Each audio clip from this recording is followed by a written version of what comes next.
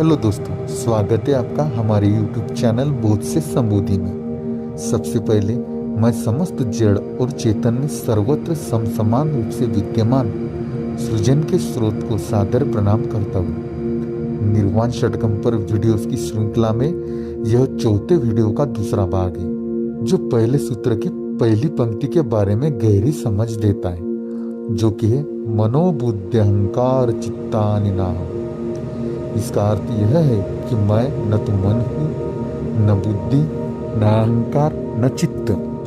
यानी कि हमारा वास्तविक स्वरूप मन, बुद्धि, चित्त और अहंकार नहीं है, उससे परे है। इस चौथे वीडियो के पहले भाग में हमने मन और बुद्धि को समझा और यह भी देखा कि ये हमारा वास्तविक स्वरूप क्यों नहीं है। इसके पीछे के तर्क और सनातन सत्य को भी हमने जाना। दोस्तों, जब हम कहते हैं कि मैं मन, बुद्धि, चित्त और अहंकार नहीं हूँ, तो यह केवल एक दार्शनिक कथन नहीं है, बल्कि यह एक जीवंत अनुभूति का द्वार है। यह वाक्य आत्मानुभूति या आत्म साक्षात्कार की यात्रा में बहुत महत्वपूर्ण है। मन, जो कि विचारों की लहरों से भरा रहता है, क्षण क्षण बदलता रहता है, वह कभी शांत नहीं होता। बुद्धि, जो तर्क और निर्णय करती है, वह भी सीमित है, अनुभव और स्मृतियों पर निर्भर करती है। अहंकार, जो मैं की भावना का मूल है, वह स्वयं एक भ्रम है। यह शरीर, नाम, रूप और विचारों के साथ तादात्म्य कर लेता है। उसके बाद चित्त, जो स्मृति और संस्कारों का भंडार है, वह भी समय के प्रभाव में आता है। जब हम इसका गहनता से सूक्ष्म निरीक्षण करते हैं और इसकी प्रकृति पर मनन और चिंतन करते हैं, तो हमें यह स्पष्ट होता है कि यह चारों तत्व मन, बुद्धि, चित्त और अहंकार देखे जा सकते हैं। इनका निरीक्षण किया जा सकता है और जो देखा जा सकता है वह मैं या आपका वास्तविक स्वरूप नहीं हो सकता, क्योंकि मैं या आपका वास्तविक स्वरूप वह है जो साक्षी है, जो केवल देखता है, जो अनुभव करता है, जो कभी बदलता नहीं। साक्षी भाव ही आत्मा का वास्तविक स्वरूप है। वह न जन्म लेता है, न मरता है, न बद्ध होता है और न ही मुक्त। वह शुद्ध चैतन्य स्वरूप निर्विकारी और नित्य है। अब इस दूसरे भाग में हम आगे बढ़ते हैं और गहराई से समझते हैं कि अहंकार और चित्त क्या है, और इन्हीं के संदर्भ में हम यह भी जानेंगे कि ये हमारा असली स्वरूप नहीं है, हमारा वास्तविक स्वरूप नहीं है। इसके पीछे के कारणों का भी हम खुलासा करेंगे। मैं आप सबसे निवेदन करता हूँ कि यह निर्वाण षटकम पर एक बहुत ही महत्वपूर्ण सीरीज है और हम उस सार तत्व में गहराई से गोता लगाने जा रहे हैं, जिससे आत्मा का यह शाश्वत गीत निर्मित हुआ है। इसमें हमने शाश्वत बोध पर ध्यान केंद्रित किया है, जिससे इस काव्य से लिया जाना चाहिए। ये वीडियो आपको एक ऐसा माध्यम प्रदान करते हैं जिसके माध्यम से आप निर्वाण षटकम को व्यापक और सर्वसमावेशी परिप्रेक्ष्य में समझ सकेंगे। इसलिए कृपया हमारे वीडियो को क्रमशः देखें, जिससे आपको संपूर्ण समझ मिल सके। इन समस्त वीडियोस का श्रवण, मनन और चिंतन अत्यंत महत्वपूर्ण है, क्योंकि श्रवण, मनन और निधिध्यासन आत्मज्ञान प्राप्त करने का सबसे सरलतम मार्ग है। इनकी साधना अंततः आत्म साक्षात्कार की भूमि तैयार करती है। इस शाश्वत ज्ञान को प्राप्त करने के लिए केवल तर्क या शास्त्रों का अध्ययन पर्याप्त नहीं है। श्रवण यानी सुनना, मनन यानी चिंतन करना और निधिध्यासन यानी गहन ध्यान करना, यह वह 3 सोपान हैं जिनके द्वारा यह सत्य जीवित अनुभव में रूपांतरित होता है। इसलिए जब आप इन वीडियोस को देख रहे हैं तो केवल देखने तक सीमित न रहे, बल्कि उस देखने वाले को जाने जो भीतर से देख रहा है, जो विचारों के पार है। अपने आप से पूछे कि कौन इस वीडियो को सुन रहा है या सुनना चाहता है, या कौन इन वीडियो को देखने में रुचि नहीं रखता है। आप हमारे वीडियो देखते हैं या नहीं यह महत्वपूर्ण नहीं है, लेकिन महत्वपूर्ण यह है कि आप यह पता लगाएं कि इन सभी कर्मों के पीछे कौन है। यही आध्यात्मिकता का अंतिम लक्ष्य और मुख्य धारा है। इसलिए सभी की साक्षी को जानने का प्रयास करें। देखने वाले को जानना ही आत्मज्ञान या साक्षी को जानना है, और साक्षी को जानना ही आत्मज्ञान या परम मुक्ति या परम स्वतंत्रता है। यदि आप रुचि नहीं रखते हैं तो कोई बात नहीं है, और यदि आप रुचि रखते हैं और इन वीडियो से लाभान्वित हो रहे हैं तो आपको यह जानना चाहिए कि अब समय आ गया है हम अपने वास्तविक स्वरूप की ओर लौटें, उस चैतन्य की ओर जो नष्ट नहीं होता, जो न सृजित हुआ है न बदलता है, जो केवल है सच्चिद आनंद स्वरूप में। सत्य यानी शाश्वत सत्य जो सदा है, जो कभी नष्ट नहीं होता। चित यानी वह चेतना जो ज्ञान स्वरूप सब में विद्यमान है, और आनंद यानी परमानंद, अंतर्मुखी शांति और पूर्णता का अनुभव। संक्षेप में अगर बताएं तो सच्चिद आनंद आत्मा या ब्रह्मा की वास्तविक प्रकृति है, जो सदा रहने वाला चेतन स्वरूप और आनंदमय है। दोस्तों, इस यात्रा में हम एक ही धरातल पर हैं और हम एक साथ हैं, इसलिए आगे छलांग लगाने की या पीछे रहने की कोशिश न करें, बस प्रवाह के साथ जुड़े रहें। इसी भावना के साथ पूर्ण समर्पण, सजगता, मौन और श्रद्धा के साथ सुने, समझे और अनुभव करें। शेष सब कुछ उस दिव्य प्रवाह पर छोड़ दीजिए, वह हर कदम पर आपका मार्गदर्शन करेगा। मेरे प्यारे दोस्तों, अभी सबसे पहले हम अहंकार क्या है, ये कैसे आपका वास्तविक स्वरूप नहीं है, इसके बारे में जानकारी लेंगे। आध्यात्मिक दृष्टिकोण से अहंकार का गहनतम अर्थ केवल घमंड या मैं श्रेष्ठ हूँ जैसी मनोवृत्तियों तक सीमित नहीं है, लेकिन अधिकतर समय अहंकार को गलत तरीके से घमंड या अहम समझ लिया जाता है। वास्तव में अहंकार का अर्थ और स्वरूप बहुत ही सूक्ष्म, व्यापक और गूढ़ है। यह आत्मज्ञान या निर्वाण या मोक्ष या मुक्ति के मार्ग पर सबसे बड़ी बाधा है, क्योंकि यह आपके वास्तविक स्वरूप को ढक लेता है। अहंकार शब्द दो भागों से मिलकर बना है, अहम और कार। इसमें अहम का अर्थ है मैं और कार का अर्थ है बनाना या गठन करना। इस प्रकार से अहंकार का शाब्दिक अर्थ हुआ मैं हूं की वह धारणात्मक संरचना जो किसी विशिष्ट पहचान से जुड़कर बनती है। यह मैं शरीर हूँ, मैं पुरुष हूँ, मैं माता हूँ, मैं विद्वान हूँ, मैं सफल हूँ, यहाँ तक कि मैं आध्यात्मिक हूँ। इन सब के पीछे भी जो मैं की धारणा या भाव है वही अहंकार है। अहंकार जड़ तत्व है जो आपके वास्तविक स्वरूप की उपस्थिति में ही सक्रिय होता है। अहंकार एक असत्य मैं की भावना है। अहंकार वह झूठा मैं है जो आपके वास्तविक स्वरूप के स्थान पर अपने आप को स्थापित कर लेता है। यह कहता है मैं ही करता हूँ, मेरे कारण यह हुआ, मुझे यह मिला, मुझे यह खोना नहीं है, मैं वही हूँ या मैं वहाँ था इसलिए यह हुआ, अन्यथा यह संभव नहीं था। जबकि आपका वास्तविक स्वरूप न करता है न भोगता है, वह केवल साक्षी है। अहंकार कर्तापन की मिथ्या भावना है। अद्वैत के अनुसार हमारा वास्तविक स्वरूप केवल एक ही है, वह इस द्वैत के आभासी क्षेत्र में नहीं आता, क्योंकि कर्म यानी क्रिया हमेशा द्वैत को जन्म देती है, करने वाला और जो किया गया वह, और द्वैत में सदा सीमाएं होती है। जबकि हमारा सच्चा स्वरूप, हमारा वास्तविक स्वरूप असीम और निराकार है। जो अद्वैत है उसमें कोई द्वंद्व या विपरीतता नहीं होती, वह केवल एक है, अद्वितीय है। यदि वह क्रिया करता होता तो वह किसी सीमा में बंधा होता, क्योंकि कोई भी कर्म असीम फल नहीं दे सकता। इसलिए यह स्पष्ट है कि हमारा वास्तविक स्वरूप न करता है न भोगता, वह केवल साक्षी है, शुद्ध चैतन्य, निरपेक्ष और परम शांत। यदि हमारा सच्चा स्वरूप प्रकट होता है तो यह कौन है जो दावा करता है कि मैंने ही ये कार्य किए हैं? यह और कुछ नहीं बल्कि आपका अहंकार है, जो कोई भी किसी भी अन्य चीज पर स्वामित्व या पहचान का दावा करता है। वह केवल अहंकार है। यही अहंकार सबसे सूक्ष्म और खतरनाक होता है, क्योंकि यह आध्यात्मिक विकास को छिपकर बाधित करता है।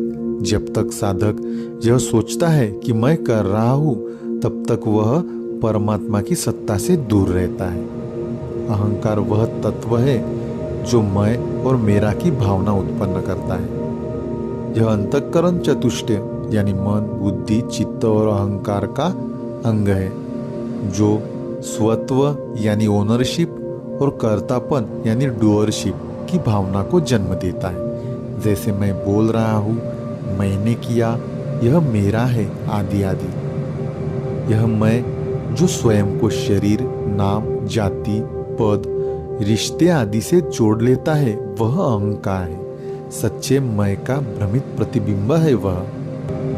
आध्यात्मिक रूप से अहंकार को अविद्या यानी अज्ञान का मूल कारण माना गया है। जब आत्मा अपने वास्तविक स्वरूप, जो कि साक्षी, चैतन्य, निर्विकार, निरअहंकारी है, उसको भूलकर शरीर, मन या बुद्धि से अपनी पहचान बना लेता है और उसी के फलस्वरूप अहंकार का जन्म होता है। यह वही है जो आत्मा को सीमित बना देता है, जबकि आत्मा अपनी मूल प्रकृति में असीम, व्यापक और स्वतंत्र है। अहंकार के कई रूप होते, जैसे शारीरिक अहंकार अगर हो तो आप कहते हैं मैं सुंदर हूँ, मैं बलवान हूँ। अगर आप में बौद्धिक अहंकार है तो आप कह सकते हैं मैं जानता हूँ, मैं बहुत जानता हूँ, मेरी समझ सबसे श्रेष्ठ है। और अगर आप में धार्मिक या आध्यात्मिक अहंकार हो तो आप कह सकते हैं मैं साधक हूँ, मैं भक्ति करता हूँ, मैं बहुत ध्यान करता हूँ।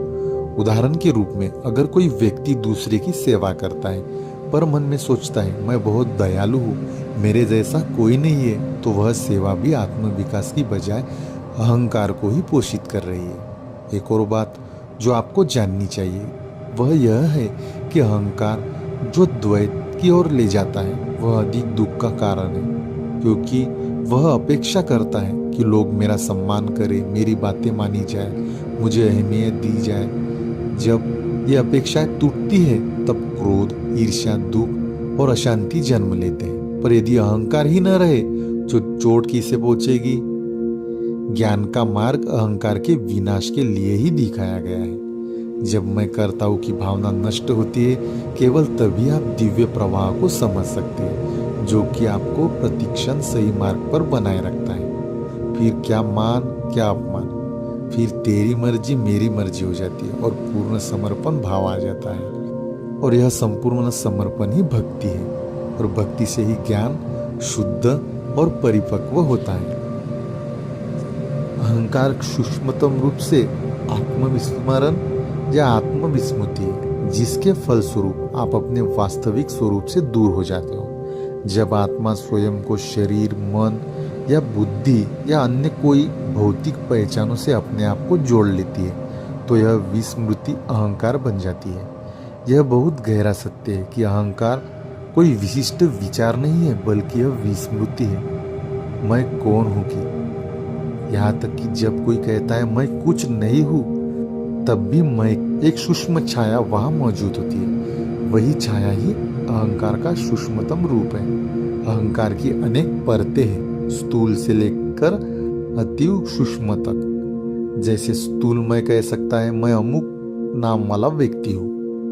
अगर अहंकार मानसिक है तो आप कह सकते हैं मैं बुद्धिमान हूँ, अच्छा हूँ, श्रेष्ठ हूँ। अगर भावनात्मक अहंकार है तो आप कह सकते हैं मुझे अपमानित किया गया, मैं आहत हूँ। अगर आप में आध्यात्मिक अहंकार है तो आप कहेंगे मैं ज्ञानी हूँ, मैंने ध्यान किया, मुझे अनुभव है। अगर वह अहंकार सूक्ष्मतम हो तो आप कह सकते हैं मैं हूँ की धारणा मात्र, बिना किसी विशेषता के। अगर आप में सूक्ष्मतम अहंकार है तो आप में मैं हूँ की धारणा रहेगी, बिना किसी विशेषता के। आपका वास्तविक स्वरूप इन सबके पार है। न वह मैं हूँ कहती है, न मैं नहीं हूँ, वह केवल है। इसलिए अहंकार का विसर्जन ही आध्यात्मिक साधना का सार है। निर्वाण षटकम के पहले श्लोक में आदि शंकराचार्य कहते हैं, मनोबुद्धि अहंकार चित्ता नाहम। मैं अहंकार नहीं हूँ, इसकी घोषणा श्रीमद आदि शंकराचार्य जी ने पहले ही कर दी है। आपके वास्तविक स्वरूप को ढक देने वाले अहंकार को विसर्जित कर सकते हैं, यह भी आपको श्रीमद आदि शंकराचार्य बताते हैं। अहंकार शाश्वत तत्व नहीं है, यह अनादि तो है पर अनंत नहीं। आप इससे पूरी तरह मुक्त हो सकते हैं और अपने वास्तविक स्वरूप में स्थापित हो सकते हैं, या स्वयं को उसके लिए उपलब्ध कर सकते हैं। ध्यान, विवेक और आत्मचिंतन के माध्यम से अहंकार धीरे धीरे विलीन हो सकता है। जब अहंकार पूरी तरह से विलीन हो जाता है और आप स्वयं को किसी भी अस्थायी वस्तु या द्वैत से संबंधित नहीं करते, तब आपका सच्चा स्वरूप शिवोहम प्रकट होता है, अर्थात शुद्ध चैतन्य, जो कि निर्विकार है, निष्क्रिय साक्षी है, जो न करता है, न चाहता है और न ही प्रतिक्रिया करता है, जो समस्त बाह्य प्रभाव से अप्रभावित रहता है। दोस्तों, जब तक अहंकार बना रहता है, आत्मा का अनुभव केवल एक सिद्धांत बना रहता है। जब तक आप अपने आप को अहंकार स्वरूप किसी पहचान से सीमाबद्ध कर लेते हैं, तो बताइए आप में वह असीम कैसे उतरेगा। वह तो उतावला है, आपके पीछे पीछे घूमता है कि जरा सा मेरी तरफ देख लो, पर हम कहाँ देखने वाले हैं। हम तो बेसुध सुदबुद होकर बस अपने ही बनाए विश्वास और गलत धारणाओं में बंद कर रहते हैं। उसे हमको रहने और उसी में रहने की हमको आदत हो गई है। जब अहंकार गिरता है, तब आत्मा स्वयं को प्रकट करती है। अहंकार कोई एक भावना नहीं, बल्कि मैं की गलत पहचान है। यह आत्मा को शरीर, मन, बुद्धि, भूमिका, स्मृति से जोड़ देता है। जब यह भ्रम समाप्त होता है, तब वही चेतना जो साक्षी है, नित्य है, अपरिवर्तनीय है, वह प्रकट होती है। जितना अधिक अहंकार होता है, आप अपने परम अस्तित्व या वास्तविक स्वरूप से उतने ही दूर होते हैं। और यदि अहंकार कम होता है, तो आप अपने परम अस्तित्व के केंद्र के उतने ही निकट होते हैं। अहंकार का अंत ही आत्मा की शुरुआत है। अहम का लय ही शिवोहम की अनुभूति है। इस आध्यात्मिक मार्ग पर अहंकार को आइडेंटिफाई करना और उससे विमुक्त होना एक अत्यंत महत्वपूर्ण चरण है। निर्वाण षटकम के पहले श्लोक में जब आदि शंकराचार्य कहते हैं कि मैं अहंकार नहीं हूँ, यानी अहंकार आपका वास्तविक स्वरूप नहीं है, तो इसके पीछे के कारणों को भी जानना क्रम प्राप्त हो जाता है। अहंकार एक अवस्था है जो अज्ञान और भ्रम से उत्पन्न होती है, जिसमें हम स्वयं को अपने वास्तविक स्वरूप को भूलकर स्व की भावना को किसी नाम, रूप, शरीर, मन, बुद्धि, पद या प्रतिष्ठा से जोड़ लेते हैं। पर यह केवल आवरण या परत है जो आपके वास्तविक स्वरूप पर चढ़ गई है। इसका अपना कोई अलग अस्तित्व नहीं है। यह आत्मा से जुड़कर ही कार्य करता है। यह स्वयं चेतन नहीं है, इसलिए यह तुम्हारा वास्तविक स्वरूप नहीं हो सकता। उदाहरण के लिए, मैं डॉक्टर हूँ, मैं माँ हूँ, मैं दुखी हूँ, ये सभी मैं की अभिव्यक्तियाँ हैं, लेकिन इनमें से कोई भी शुद्ध मैं नहीं है। अहंकार आपका वास्तविक स्वरूप नहीं है। इसका सबसे पहला कारण है अहंकार अनुभव के आधार पर बनता है और बदलता है। आपका अहंकार समय के साथ बदलता है। बचपन में एक अहम, किशोरावस्था में दूसरा और वृद्धावस्था में तीसरा। कभी आप स्वयं को एक सफलता से जोड़ लेते हैं, तो कभी अपमान से। जो बदलता है वह नित्य नहीं हो सकता, और आत्मा तो अनित्य है। इसलिए अहंकार आत्मा का वास्तविक स्वरूप नहीं हो सकता। अहंकार देखने योग्य है, यानी अहंकार को हम देख सकते हैं, वह देखने वाला या साक्षी नहीं हो सकता। जब आप यह कहते हैं कि मुझे गुस्सा आया या मैंने अहंकार से व्यवहार किया, तो इसका अर्थ क्या है? आप में कोई ऐसा तत्व है जो अहंकार को देख सकता है, और जो देखा जा सकता है वह आपका वास्तविक स्वरूप नहीं है, क्योंकि आप तो साक्षी है। आपका वास्तविक स्वरूप तो साक्षी है। एक और अन्य कारण है, अहंकार कर्म और बंधन का मूल कारण है। अहंकार से मोहित हुआ जीव सोचता है कि मैं करता हूँ। जब हम स्वयं को कर्ता मानते हैं तभी बंधन उत्पन्न हो जाता है, और यही पुनर्जन्म का चक्र बनता है। असली मैं तो किसी बंधन में नहीं बनता, वह करता है। इसलिए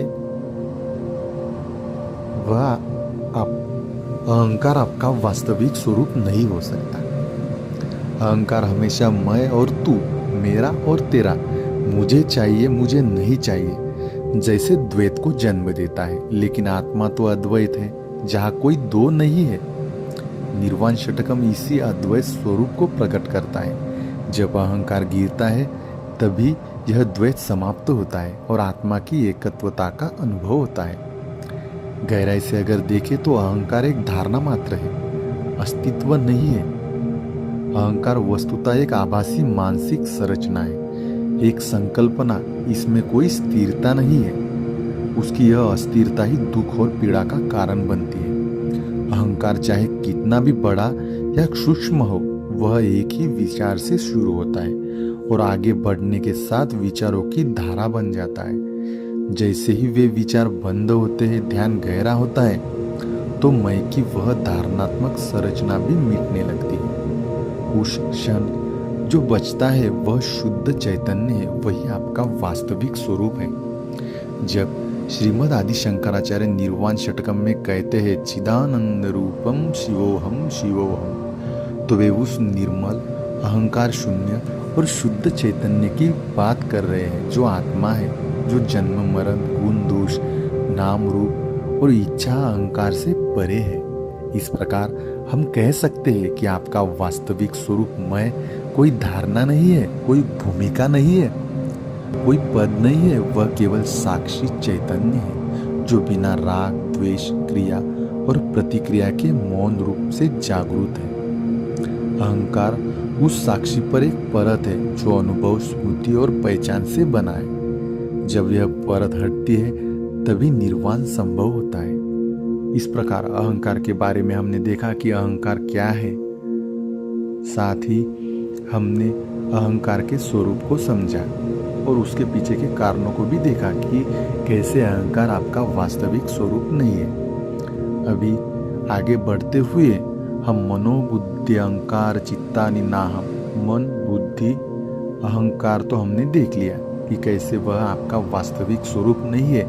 अभी वीडियो में आगे बढ़ते हुए हम चित्त क्या है और यह कैसे आपका वास्तविक स्वरूप नहीं है, यह देखेंगे। सबसे पहले हम चित्त क्या है इसके बारे में जानते हैं। दोस्तों, आध्यात्मिक दृष्टिकोण से चित्त का अर्थ जितना गूढ़ और सूक्ष्म है उतना ही गहन है। चित्त आत्मबोध के मार्ग में एक गहरी परत है। संस्कृत में चित्त शब्द का मूल है ची धातु, जिसका अर्थ है जानना, चेतना या बोध। परंतु योग दर्शन और अद्वैत वेदांत में चित्त को आमतौर पर परिभाषित किया जाता है। चित्त स्मृति, संस्कार, वासनाएं और भावनाओं से मिलकर बनता है। जैसा कि हमने पहले देखा कि चित्त अंतःकरण चतुष्टय के 4 भागों में से एक है। हमने देखा था कि मन संकल्प विकल्प करता है, बुद्धि निर्णय करती है, अहंकार कर्तापन और मैं की भावना है, और उसी प्रकार चित्त स्मृति और संस्कारों का भंडार है। इसमें चित्त वह है जो हर अनुभव को पकड़कर रखता है और आवश्यकता पड़ने पर उसे पुनः सतह पर लाता है। चित्त एक प्रकार से स्मृतियों और वासनाओं का समुद्र है। आध्यात्मिक रूप से चित्त एक गहरे जलाशय की तरह है, जिसमें असंख्य जन्मों की स्मृतियां, वासनाएं, संस्कार, कल्पनाएं और भावनाएं गहराई में पड़ी होती है, और इन्हीं में से समय समय पर विचार, कामनाएं, क्रोध, मोह आदि उत्पन्न होते हैं। अगर हम देखें तो चित्त ही पुनर्जन्म का कारण है। चित्त ही वह यंत्र है जो संचित कर्मों को संजो कर रखता है। मृत्यु के बाद आत्मा जब शरीर छोड़ती है तो चित्त ही वह बीज होता है जो निर्विकार है, पर चित्त उसमें छाया की तरह चिपका रहता है जब तक कि वह पूरी तरह शांत न हो जाए। चित्त आत्मा नहीं है क्योंकि यह परिवर्तनशील है। आत्मा शुद्ध साक्षी है जो सदा एक रस, अचल और निर्विकार है। लेकिन चित्त हर पल बदलता रहता है, कभी प्रसन्न, कभी क्रोधित, कभी उत्तेजित, कभी शांत। और जो बदलता है वह आपका वास्तविक स्वरूप नहीं हो सकता। अतः चित्त भी आत्मा नहीं है, यह केवल आत्मा के सामने दृश्य है। दोस्तों, चित्त आत्मज्ञान के मार्ग की बाधा भी है और साधन भी। पतंजलि योग सूत्र में कहा गया है कि योगश्च चित्त वृत्ति निरोध, यानी योग का अर्थ है चित्त की वृत्तियों का निरोध करना। जब चित्त की सारी तरंगे यानी वृत्तियां शांत हो जाती है तब आत्मा स्वयं को स्वयं में देखती है। शुद्ध चित्त ही आत्मा को प्रकट कर सकता है, आपके वास्तविक स्वरूप को प्रकट कर सकता है। जिस प्रकार एक शांत जल में चंद्रमा स्पष्ट दिखता है, उसी प्रकार शांत और निर्मल चित्त में आपके वास्तविक स्वरूप की झलक मिलती है। यह स्थिति चित्त शुद्धि कहलाती है। आत्मबोध की पूर्व शर्त यही है, चित्त की शुद्धि। मन, बुद्धि, अहंकार और चित्त आपका वास्तविक स्वरूप नहीं है, क्योंकि ये सब आत्मा के आवरण हैं जो चेतना को ढकते हैं। जब वे गिरते हैं तब वह प्रकट होता है जो कभी छुपा ही नहीं था, केवल ढका था। चित्त वह परत है जो आत्मा के ऊपर एक चलचित्र की तरह लगातार स्मृतियां, इच्छाएं और संस्कार चला रहा है, परंतु वह स्वयं प्रकाश नहीं है, वह आत्मा से प्रकाश पाता है। आप चित्त नहीं है, आप वह है जो चित्त को देख रहा है, जो हर वासना को आते जाते हुए साक्षी भाव से देखता है। जब चित्त मौन हो जाता है तब आत्मा स्वयं को जान लेती है। वही निर्वाण है, वही मुक्ति की अवस्था है। शिवोहम ही आपकी वास्तविकता है। आइए इसको विस्तार से समझते हैं। दोस्तों, चित्त केवल याददाश्त या मेमोरी नहीं है, बल्कि यह आपकी स्मृतियाँ, आपके संस्कार, आपकी वासनाएं और भावनाओं का समुच्चय है। चित्त वह स्थान है जहाँ सभी अनुभव, घटनाएं, विचार और प्रतिक्रियाएं संचित रहती हैं, जैसे कि एक अदृश्य रिकॉर्डर की तरह। हर अनुभव चित्त पर छाप छोड़ता है। यह छाप ही संस्कार कहलाता है, जो व्यक्ति के स्वभाव, प्रवृत्ति और प्रतिक्रिया की दिशा तय करते हैं। चित्त में केवल अनुभव नहीं, इच्छाओं की ऊर्जा भी संचित रहती है, जो बार बार हमें किसी क्रिया या विचार की ओर खींचती है या धकेलती है। हर स्मृति तटस्थ नहीं होती, उसमें भावनात्मक ऊर्जा भी जुड़ी होती है। यह भी चित्त में संग्रहित रहती है और आपके वर्तमान को प्रभावित करती है। चित्त केवल इस जीवन का स्मृति पात्र नहीं है, बल्कि यह अनेक जन्मों के अनुभवों और कर्मों का संग्रहालय है। आपका स्वभाव, भय, पसंद नापसंद, इनका आधार है चित्त।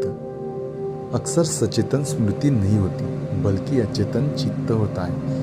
इसलिए ध्यान, योग और आत्मचिंतन का कार्य है चित्त की गहराइयों को शांत करना, चित्त को गहराइयों से शांत करना और अंततः पार कराना। जब ध्यान या आत्मनिरीक्षण की साधना में चित्त पूर्णतः निवृत्ति या विराम को प्राप्त होता है, तब वह शून्यता नहीं लाता, बल्कि पूर्णता का अनुभव लाता है। तभी शास्त्र कहते हैं कि चित्त वृत्तियों का निरोध ही आत्मा का साक्षात्कार या योग है। जैसे हमने अहंकार के बारे में आध्यात्मिक दृष्टि से गहराई से समझा, वैसे ही अब हम जानते हैं कि चित्त क्यों आपका वास्तविक स्वरूप नहीं है, और इसे निर्वाण षटकम के संदर्भ में आध्यात्मिक दृष्टिकोण से चरण दर चरण समझते हैं। दोस्तों, जैसा कि हमने देखा कि आपका चित्त स्मृति और वासनाओं का भंडार है। चित्त वह मानसिक भाग है जो सभी स्मृतियाँ, अनुभव, संस्कार, इच्छाएं और वासनाओं को संग्रहित करता है।